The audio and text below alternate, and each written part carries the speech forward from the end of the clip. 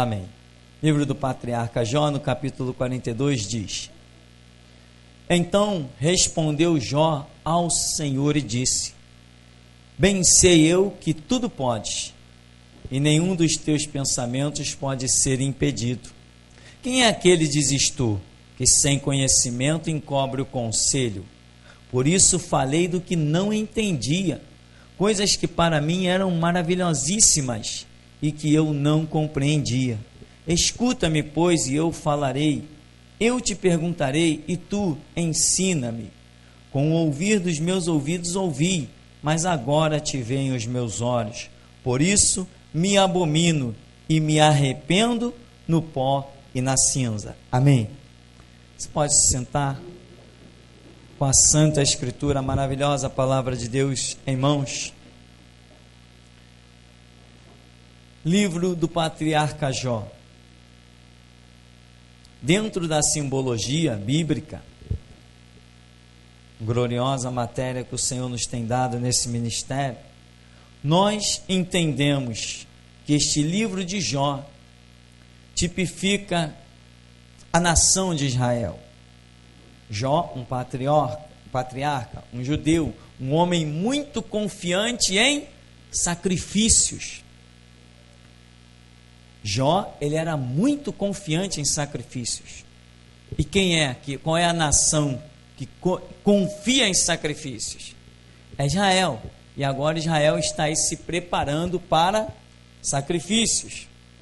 Israel está investindo tudo para sacrifícios.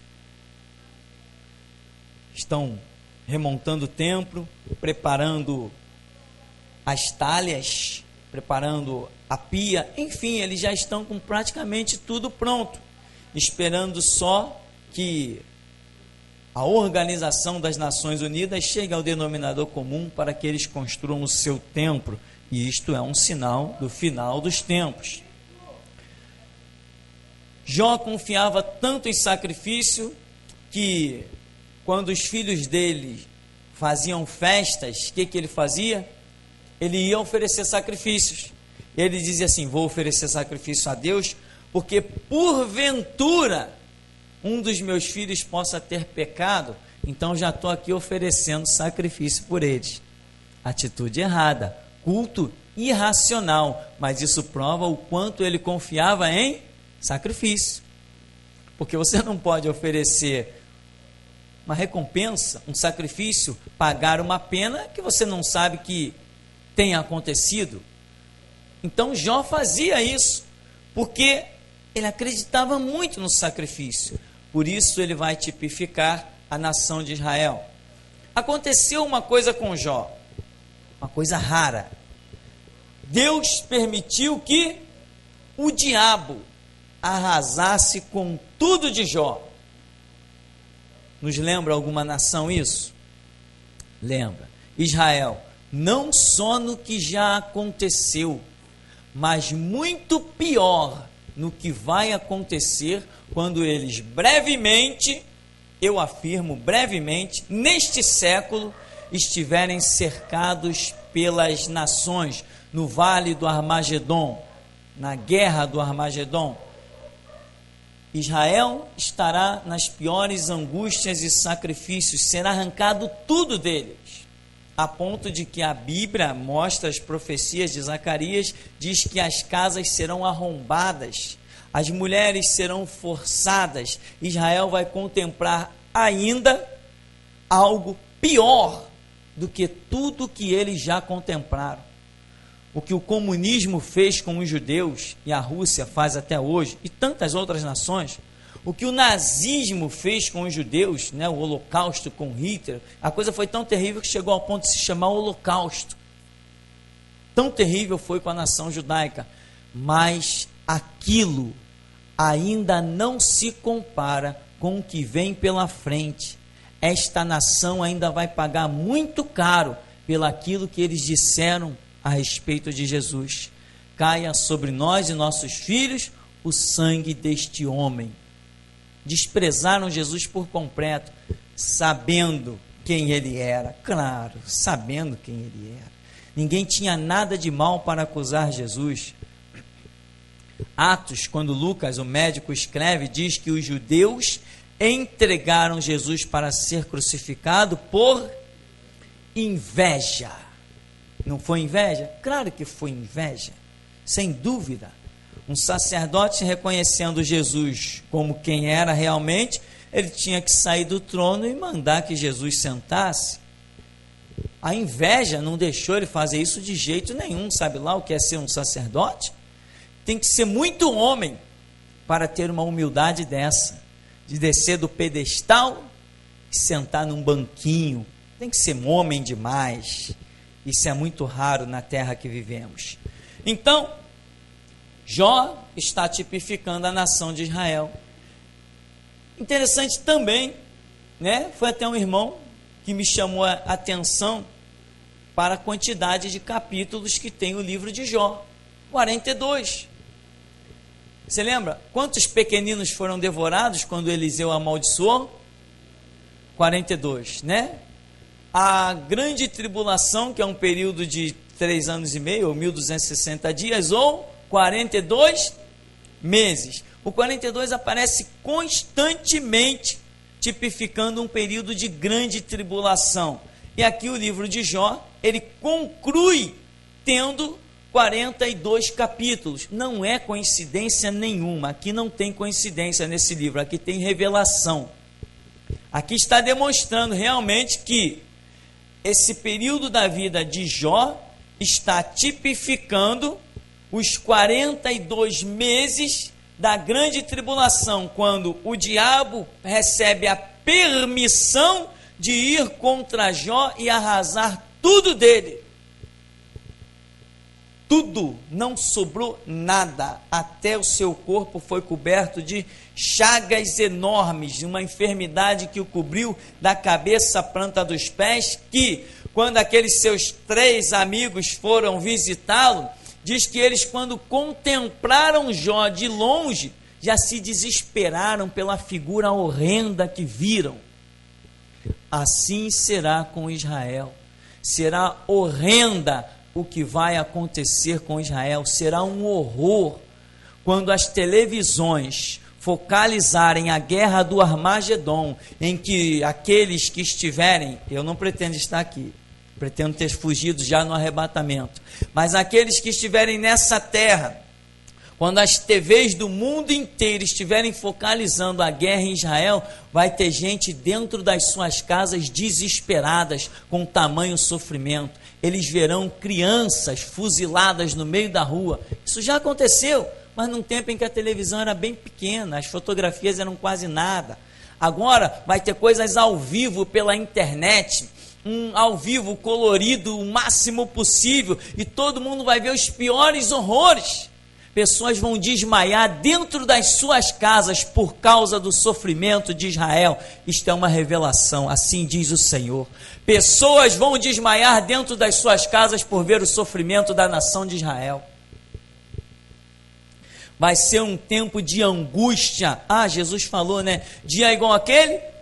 Nunca houve, e depois não haverá igual. É muita angústia, é muito sofrimento. E Jesus, já, quando olhou que dia igual aquele nunca houve, já estava vendo Sodoma e Gomorra destruída, o dilúvio, já estava vendo o holocausto, já estava vendo o extermínio dos 7 milhões de ucranianos que morreram de fome. Crianças morreram de fome no meio da rua quando o comunismo queria dominar o mundo. Mas aquilo foi pouquinho. Não tinha tanta filmagem, não tinha tantos canais de televisão, não tinha tantos recursos, não tinha transmissão via satélite. Quando Israel for cercado dentro de poucos anos, o mundo vai desmaiar por ver tanto sofrimento sobre seres humanos. Mas será lembrada aquela frase: caia sobre nós e nossos filhos o sangue deste homem. Então, aqui estamos diante da história de Israel, tipificada com Jó, em que o diabo sai com a permissão. O diabo vai diante de Deus e diz: me deixa fazer. E Deus diz assim: faz, só não vai exterminá-lo por completo. Faz tudo o que você quiser, mas poupa-lhe a vida. Isso está tipificado em que a nação de Israel não será exterminada. Por quê? Porque são merecedores de alguma coisa? Não! Porque ainda que o homem seja infiel, Deus permanece fiel. E ele fez uma promessa a Abraão, Isaque e a Jacó. E fez a Davi. Qual foi a promessa feita a Davi? Não faltaria sucessor sobre o trono.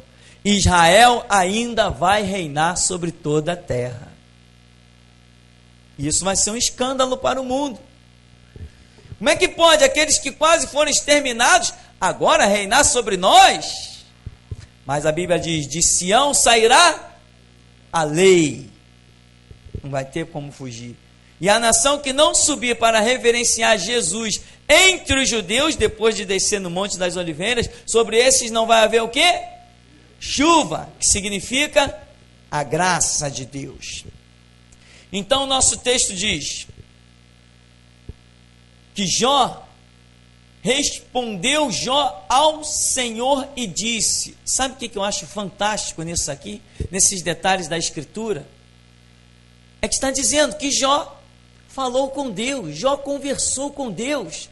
Isso comove o meu ser, isso me dá uma força, o meu Deus é vivo.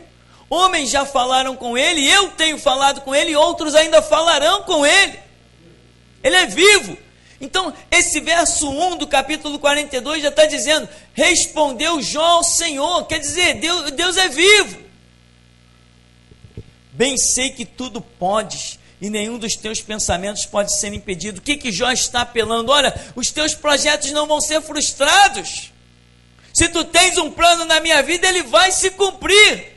Eu estou reconhecendo agora que o errado sou eu. Aí ele diz, quem é aquele que dizes tu que sem conhecimento encobre o conselho?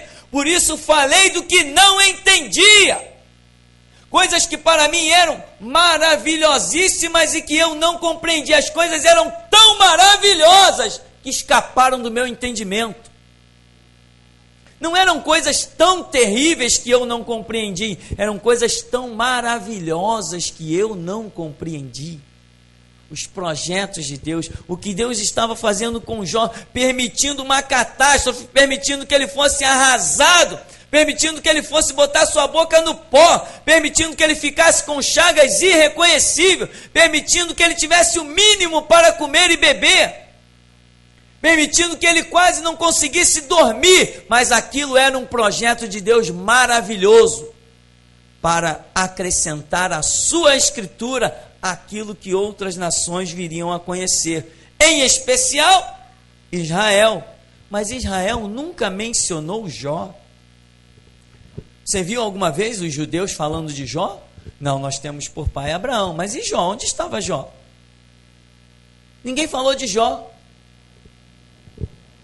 Porque isso, eles não atentavam para isso. Aí diz, escuta-me, pois, e eu falarei. Eu te perguntarei e tu ensina-me. Agora Jó começa a se posicionar. Olha, eu estou falando besteira, estou falando do que não sei. Tu me escuta aí, Senhor, e me ensina. Porque eu estou reconhecendo. Aí ele diz assim, com o ouvir dos meus ouvidos ouvi, mas agora te veem os meus olhos. Por isso, quer dizer, agora que eu estou entendendo, estou vendo, estou compreendendo, eu me abomino e me arrependo no pó e na cinza. O que é isso? Deus está se manifestando, né? Ele está dizendo, ó, eu te conhecia de ouvir falar, mas agora te veem os meus olhos. O que isso tipifica? Isso tipifica Israel, que vai ouvir falar de Yoshua HaMashiach. Por quem? Nós vamos proclamar Yoshua HaMashiach para Israel. Nós, a voz da restauração, vamos invadir Israel. Nós vamos invadir Jerusalém. Nós vamos invadir as comunidades judaicas. Nós vamos ter mensagens específicas para os judeus, na televisão, no rádio e na internet.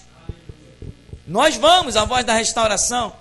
Então, muitos judeus vão estar como assim, ó, conhecendo Jesus de ouvir falar, mas quando ele descer no Monte das Oliveiras, é o que Jó está dizendo, eu te conhecia de ouvir falar, mas agora te vejo os meus olhos. E o que eles vão fazer? Quando eles veem escrito Rei dos Reis, Senhor dos senhores. E quando eles virem as mãos feridas, traspassadas, o que eles vão dizer? Nós e nossos pais o crucificamos. Então, por isso me abomino e me arrependo no pó e na cinza. Agora que eu estou te contemplando, eu estou vendo essas marcas, eu estou reconhecendo que os nossos antepassados te crucificaram. Tu és o Senhor, tu és o ungido, tu és o Messias. Aí, me abomino, olha a expressão, me abomino e me arrependo no pó e na cinza. Tipificação através da operação de Deus na vida de Jó, para ficar descrito as coisas que brevemente hão de acontecer. Deus manda aos amigos de Jó ir ter com ele e oferecer sacrifícios. Então, depois de todo o sofrimento que nós vamos contemplar nos capítulos anteriores, Deus está se manifestando aqui a Jó e o está restaurando. Sucedeu, pois, que acabando o Senhor de dizer a Jó aquelas palavras, o Senhor disse a Elifaz, o temanita: a minha ira se acendeu contra ti e contra os teus 2 amigos, porque não disseste de mim o que era reto, como o meu servo Jó. Então veja, por que Deus está falando isso para esse Elifaz? Se nós examinarmos a Escritura, eu não sei se alguém pode examinar e ter algum entendimento diferente, que eu não tenha percebido. Mas eu não vejo Elifaz dizendo coisas blasfemas diretamente contra Deus. Eu não enxergo isso, eu não consegui enxergar. Só se eu ler com mais carinho e de repente alguma coisa possa ter saltado, escapado do meu entendimento. Mas eu não vejo. Mas Deus está dizendo aqui: você não falou, não disseste o que era reto a meu respeito, como o meu servo Jó. Ora, então, já que eu não achei na Escritura, ele faz falando blasfemas contra Deus, eu não achei, ele faz desacatando Deus, né? Na minha interpretação. Mas eu vejo que ele vacilou em coisas que ele disse. Por exemplo, ele não acusou, vamos dizer, Deus diretamente, mas ele acusou Jó. E a operação de Deus estava sobre Jó. Quando ele falou mal do que estava operando sobre Jó, ele falou mal daquele que operava, falou mal de Deus. Jó está naquela situação, ele não discerne a situação, aí ele diz assim: olha, Jó, não é brincadeira não, tu deve ter cometido um pecado muito terrível, tu deve ter cometido o pior pecado que um ser humano possa cometer, porque para passar pelo que você fez, está passando, só mesmo sendo muito pecador. E essa era a realidade. Qual era o testemunho a respeito de Jó? Homem íntegro, temente, reto, se desviando do mal. Deus está utilizando Jó para deixar uma simbologia tremenda e poderosa. Não que Jó fosse um pecador negligente como a nação de Israel, mas Deus usa quem Ele quiser para escrever a história do jeito que Ele quer. Eu não preciso ser um pecador para que Deus use a minha vida como uma tipificação de alguém que vai pecar. Deus não está usando a conduta e o caráter de Jó. Deus está usando a nacionalidade de Jó. Então Jó não tinha pecado para que aquele homem, o temanita, o acusasse, como a gente vai ver que acusa.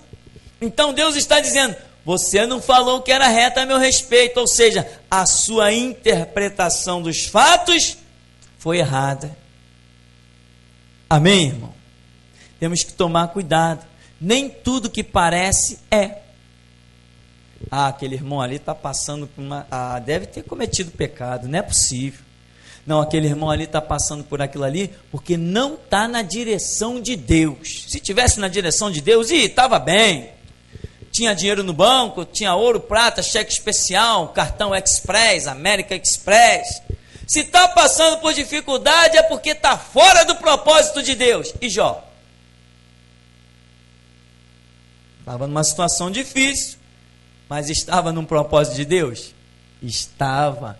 Mas há caminhos que ao homem parece ser bom, mas o final é caminho de morte. Muitas são as palavras dos homens, mas a palavra certa vem dos lábios do Senhor. Então, Jó está passando pelo que está, e ele vem com a sua língua e manda ver. E Deus diz assim: tu falaste mal de mim, não falaste o que é reto.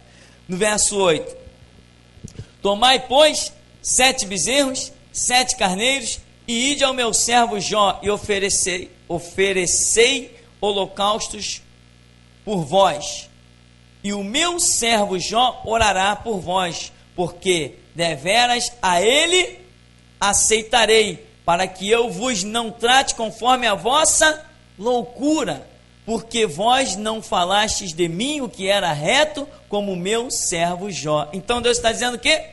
Sabe o que vocês têm que fazer? Pega aí holocaustos, bezerro, e comparece perante o Jó. Ora, para que Jó orasse, para que Jó oferecesse esses holocaustos, Jó tinha que ser o quê? Sacerdote.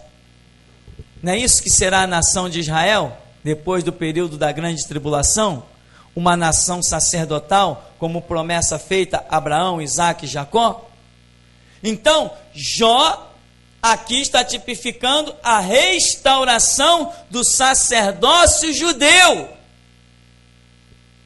Então nós temos que ir com calma, temos que saber o que falar. Por isso que às vezes eu digo assim: irmão, olha, eu estou com uns esboços lá em cima da minha mesa sobre uns vídeos que eu quero fazer de uma pregação. Está tudo pronto, mas Deus ainda não disse faz. Enquanto Deus não der aquele empurrão e dizer faz, eu não posso fazer. Porque de repente pode ser que alguma coisa no meu entendimento não esteja muito certinha, que eu esteja meio deslizando na minha emoção ou na minha ira. E a igreja tem que ser movida na revelação, no mover do Espírito Santo. Então, o que acontece? Jó está tipificando a restauração do sacerdócio judeu. Muita gente pode por aí falar um monte de coisa. Nós temos que ir com calma. Errar é humano. Insistir no erro é burrice, diz o ditado popular.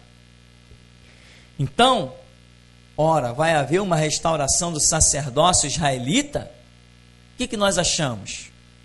Achamos que sim, mas nem todos pensam assim. A Bíblia não diz que de Sião sairá a lei? Diz. A Bíblia diz que Deus reinará com um trono em Jerusalém. Ora, ele não vai ter um trono no meio das nações gentílicas, vai ter um trono no meio de Jerusalém. Diz que todos os povos de todas as nações terão que subir aonde? A Jerusalém. Ora, então é porque Deus está centralizando o sacerdócio lá. Se escolheu aquela terra, e se vai preservar judeu, e se fez uma promessa a Abraão, o sacerdócio judaico será restaurado. Não mais com sacrifícios, sem dúvida, não haverá mais sacrifício, senão o sacrifício de Cristo como Cordeiro de Deus seria aniquilado no milênio. Não será, mas o sacerdócio judaico será restaurado, depois de aprenderem a transição da lei para a graça, e isso vai aprender conosco. Então aqui, pega aí os bezerros, vocês pegam os bezerros de vocês e apresenta perante o sacerdote Jó. Eu vou ouvir a ele, e ele vai oferecer o sacrifício por vocês, para que vocês sejam perdoados, porque vocês não falaram o que era reto a meu respeito. Então ele faz o temanita, a Bildade, o suíta, a Zofar, Naamatita, e fizeram como o Senhor lhes dissera, e o Senhor aceitou a face de Jó. Então, aqui na sequência nós vamos ver que Deus confere a Jó o dobro da prosperidade que antes tinha. Diz assim o texto: Senhor virou o cativeiro de Jó quando orava pelos seus amigos, e o Senhor acrescentou a Jó outro tanto em dobro a tudo quanto dantes possuía. Ora, eu vejo Israel claramente nessa situação, possuir o dobro, aqui não está dizendo que o Senhor deu a Jó o quê? O dobro. Ora, lá em Isaías 61, quando Deus está chamando a nação de Israel como nação sacerdotal, diz que eles possuirão o dobro e terão duplicata honra. Ora, então Deus está dizendo, através da tipologia, que a nação de Israel vai voltar a ser uma nação sacerdotal e que vai receber em dobro. E quem vai questionar isso? Só quem for doido. Mesmo que eu não entenda, mesmo que eu ache que os judeus não mereçam, mas se Deus fez, está feito, eu me rendo. Eu não estou aqui para discutir com o meu Deus, estou aqui para servi-lo. Ele é santo, Ele é soberano, Ele é Senhor. Se Ele me diz, faz, mesmo que eu não entenda e ache que não deveria ser feito, eu vou e faço. Então, o Senhor virou o quê? O cativeiro de Jó. Ora, Israel está hoje num cativeiro terrível. Está oprimido, bomba explode, isso, guerra, não sei o que mais. E quando lá no final da grande tribulação, esse cativeiro vai ser terrível, muito mais do que qualquer tempo. Mas Deus vai virar esse cativeiro e vai lhes dar duplicata honra. Por quê? Porque fez uma promessa a Abraão, Isaque, Jacó e a Davi. Então vieram a ele todos os seus irmãos e todas as suas irmãs e todos quantos dantes o conheceram e comeram com ele pão na sua casa. Quer dizer, quando Israel é restaurado, o que acontece?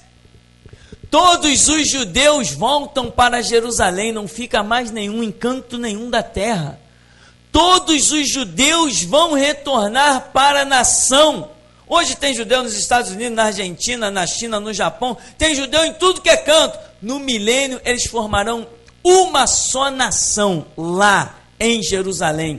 Está tipificado aqui, que vieram a ele todos os seus irmãos e todas as suas irmãs e todos quantos dantes o conheceram e comeram com ele pão em sua casa. O que é pão? A palavra. E o que é casa?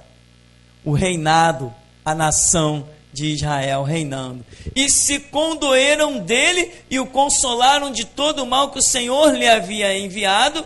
E cada um deles lhe deu uma peça de dinheiro e cada um pendente de ouro. Ora, não está predito que a nação de Israel será restaurada e tributará todas as nações? Nos diz lá, Isaías 61, o Espírito do Senhor está sobre mim, e vai falando das nações e diz, na sua glória vos gloriareis, comereis das delícias das nações. Ora, todos terão que prestar tributo a Israel. Eu posso até não gostar muito, mas que vai ser, vai ser. Que vai ser, meu irmão. Eu posso até dizer, poxa, não foi a ideia melhor, mas pode acreditar que se Deus teve essa ideia, ela é melhor. Vai sair todo mundo lucrando. Vai ficar todo mundo numa boa, feliz da vida, porque toda a vontade de Deus é boa, perfeita e agradável.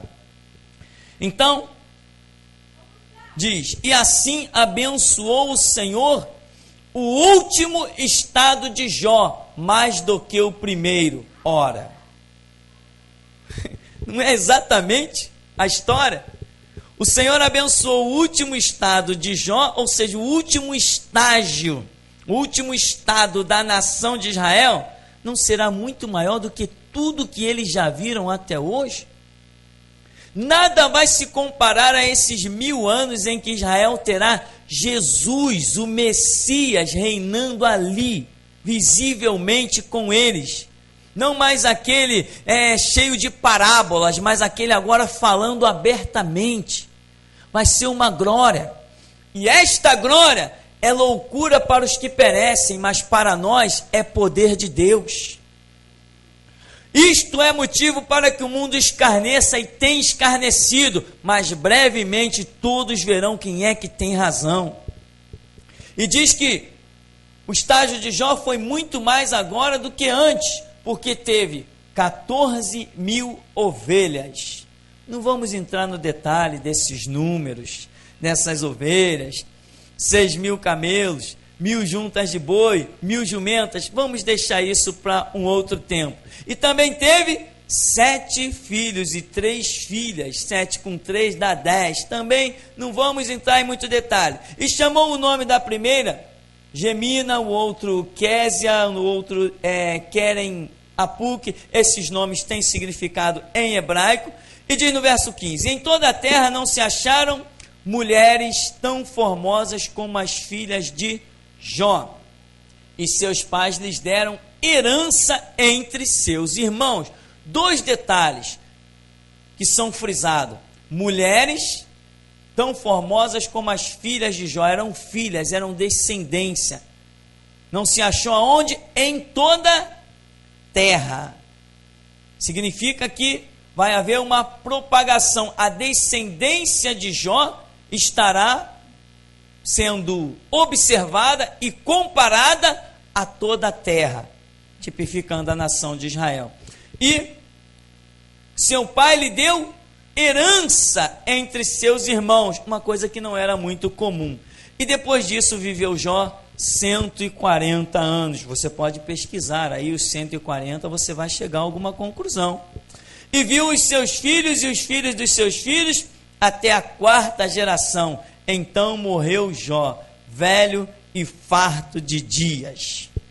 Então, meu irmão, o que nós temos que entender dentro dessa tipologia, essas tipificações que são algo realmente tremendo, impressionante. Aqui estamos nos deparando nesse 42, que é aquele período final da dispensação do reinado do anticristo. Estamos nos deparando com uma tipologia que demonstra que Israel será uma nação restaurada. Os inimigos podem ranger os dentes, os árabes, os muçulmanos podem arrancar os cabelos, podem sacrificar lá o quanto quiserem, pode se explodir como kamikaze, como homem-bomba, não interessa, é promessa daquele que não é homem que mente, nem filho de homem que se arrepende. Israel reinará 1000 anos com Jesus Cristo.